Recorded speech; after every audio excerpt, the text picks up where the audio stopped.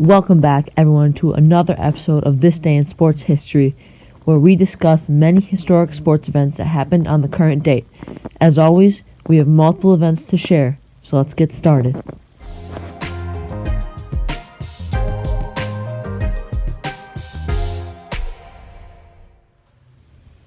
Thank you so much, everyone, for joining me today.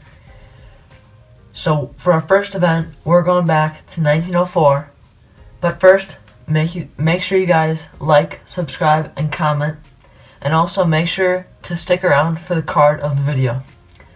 So, on this date of May 5th, we're going back to 1904. And Cy Young pitched the first ever perfect game in Major League Baseball history against the Philadelphia Athletics. Since that game, there has been 22 other perfect games, making the current total 23. So that's an amazing milestone for Major League Baseball. First ever perfect game. That's like the biggest dream for every pitcher and the biggest honor too. And for our second event, we're going back to 1925. Ty Cobb goes 6 for 6 with 16 total bases. He had 4 runs, 5 RBIs, with 2 singles, a double, and 3 home runs. So I don't know about you guys, but that's an incredible night. 6 hits, 3 home runs, a double and 2 singles, a triple away from the cycle, with 5 RBIs. That's just crazy. You really can't do any better than that, except for getting 4 home runs. So, yeah, that's an incredible night for Ty Cobb. And now, for our next event, we're going back to 1935. This one is not a baseball event. This is when Jesse Owens of the United States sets the long jump record at 26 feet and 8.5 inches. His record stood until August 12th of 1960 when Ralph Boston jumped 26 feet 11.25 inches. That record since then has been broken many times, and the current world record is 29 feet 4.25 inches. So that's amazing. Jesse Owens, one of the most famous track and field athletes of that time, and still is, breaking the long jump record. And our next event is from 1952, when Ron Nesciai of the Bristol Twins, which is a Class D farm team, pitches a no-hitter with, believe this or not, guys, 27 strikeouts against the Welch Miners. So 27 strikeouts, guys. That means he struck out every single batter in the game. That is insane. It's too bad that happened in a minor league game, because that would have been insane if that would have happened in an actual major league game. But the pitcher did, however, you may be wondering, like, well, wasn't it a perfect game? Well, he did actually have 4 walks. But still, it doesn't even matter. That's insane. Striking out 27 batters and getting every single out of the game a strikeout. That's crazy. Next event is from 1969, when the Milwaukee Bucks signed number 1 NBA draft pick Kareem Abdul-Jabbar.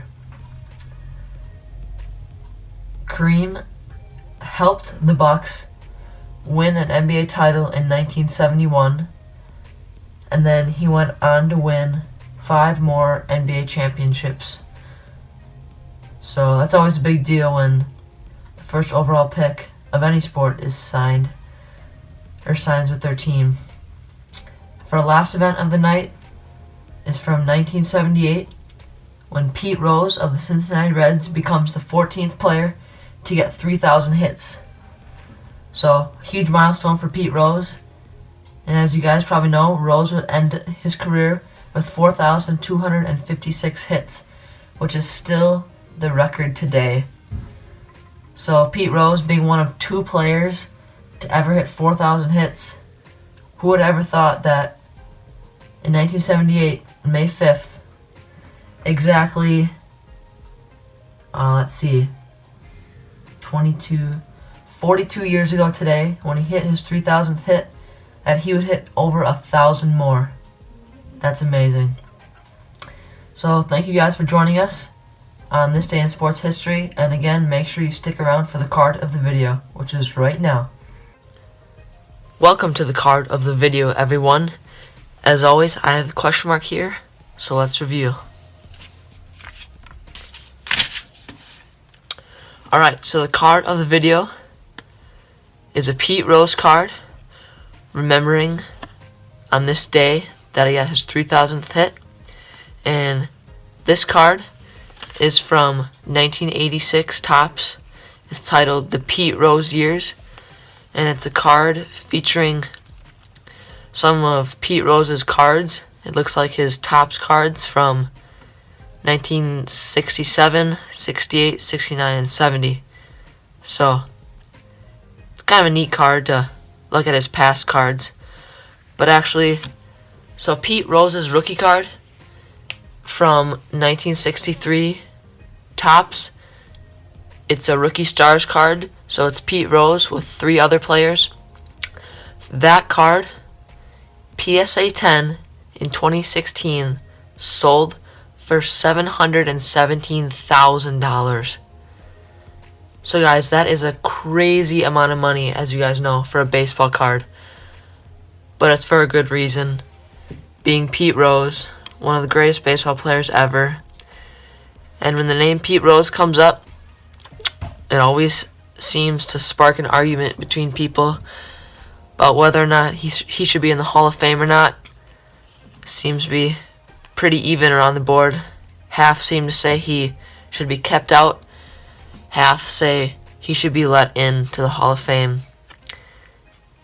And as you probably know, Pete Rose was caught gambling on his own team, and that is why he is not being allowed into the Hall of Fame. But in my opinion, I think he should be let in, only because he did that as a manager and not as a player. So I think that he should be let into the Hall of Fame as a player, because he was so good and he's all-time hit leader. So how can you not let that guy into the Hall of Fame? But yeah, we'll just have to wait and see. So thanks everyone for watching, and we'll see you next time.